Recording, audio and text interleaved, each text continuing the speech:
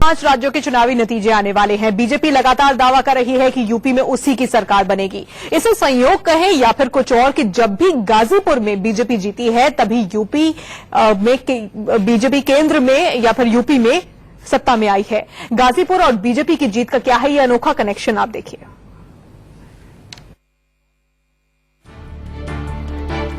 गाजीपुर जिले और बीजेपी की जीत के बीच गहरा रिश्ता है। यहाँ से बीजेपी की जीत हार से तय होती है कि दिल्ली और लखनऊ के तख्त पर कौन बैठेगा। जी हाँ, आपको सुनने में अटपटा लग रहा हो तो पहले जनसंघ के बड़े नेता दीनदयाल उपाध्याय को सुन लीजिए। जिस दिन गाजीपुर लोकसभा सीट हम जीत लेंगे उस दिन केंद्र में सरकार होगी, और जिस दिन गाजीपुर जिले की एक विधानसभा सीट जीत लेंगे राज्य में सरकार होगी।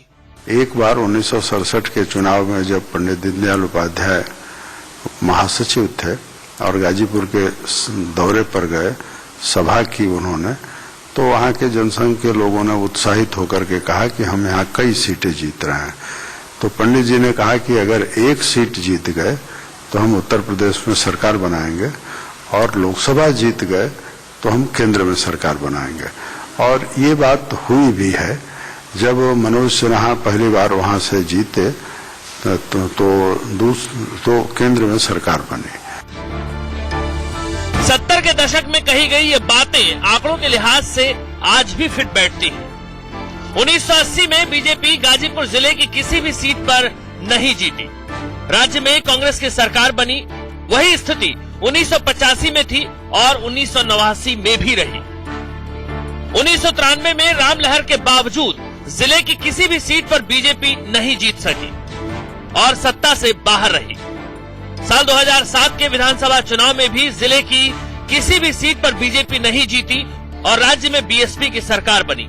यही हाल 2012 में भी रहा और राज्य में समाजवादी पार्टी की सरकार बनी। गाजीपुर जिले से बीजेपी का खाता खुला 1991 में, जब जिले की 2 सीटों पर गाजीपुर सदर से उदय प्रताप सिंह और जमनिया से शारदा चौहान जीते और राज्य में पहली बार बीजेपी सत्ता पर काबिज हो सकी। लेकिन सरकार 2 साल ही चल पाई। बाबरी ढांचा गिरने के बाद 3 राज्यों में बीजेपी की सरकार को बर्खास्त कर दिया गया। 1996 के विधानसभा चुनाव में बीजेपी ने गाजीपुर जिले की 1 सीट जीती और राज्य की सत्ता में हिस्सेदार हो गई।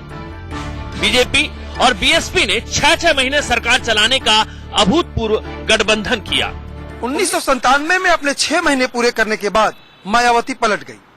ठगी गई बीजेपी ने कांग्रेस और बीएसपी को तोड़कर अपनी सरकार बनाई और कल्याण सिंह मुख्यमंत्री बने। अगले 4.5 साल में बीजेपी ने कल्याण सिंह, रामप्रकाश गुप्ता और राजनाथ सिंह के रूप में मुख्यमंत्री बनाए। साल 2002 में फिर विधानसभा चुनाव हुए और मोहम्मदाबाद से बीजेपी के कृष्णानंद राय विधायक बने। बहुमत किसी दल को नहीं मिला और इस बार भी बीजेपी को बीएसपी के साथ ही जाना पड़ा। लेकिन 1 साल बाद बीएसपी ने फिर पलटी मार दी। मायावती ने आरोप लगाया कि बीजेपी उन्हें ब्लैकमेल कर रही है। वो खुद गई, राज्यपाल के पास अपना इस्तीफा सौंप आई। बीजेपी तुरंत चुनाव नहीं चाहती थी, इसलिए उसने बैकडोर सपोर्ट से समाजवादी पार्टी की सरकार बनवाई। गाजीपुर से बीजेपी की जीत और सत्ता के आंकड़े विधानसभा में ही नहीं लोकसभा में भी सटीक बैठते हैं। 1980 से लेकर 1991 तक हुए लोकसभा चुनाव में गाजीपुर सीट बीजेपी ने नहीं जीती और न ही केंद्र की सत्ता के नजदीक पहुंची। पहली बार 1996 लोकसभा चुनाव में गाजीपुर से बीजेपी के मनोज सिन्हा सांसद बने और केंद्र में बीजेपी की सरकार बनी। ये बात और है कि वाजपेयी सरकार महज 13 दिन में ही गिर गई। बाद में इंद्र कुमार गुजराल और एचडी देवगुणा की अगुवाई में तीसरे मोर्चे की 2 सरकारों ने 2 साल तक राज किया। 1998 का लोकसभा चुनाव अपवाद रहा, जब गाजीपुर में बीजेपी के हारने के बाद भी केंद्र में वाजपेयी की सरकार बनी। 1999 में फिर से चुनाव हुए और गाजीपुर से मनोज सिन्हा बीजेपी के सांसद चुने गए। पहली बार बीजेपी ने केंद्र में ऐसी सरकार बनाई जिसने अपना कार्यकाल पूरा किया। 2004 और 2009 के लोकसभा चुनाव में बीजेपी गाजीपुर सीट नहीं जीत सकी।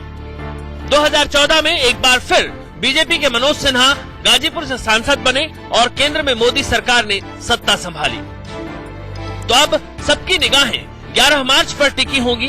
एक बार फिर बीजेपी की धड़कन बढ़ाने के लिए गाजीपुर तैयार है। कैमरामैन वीरेंद्र मौर्य के साथ वैभव वर्धन, इंडिया न्यूज।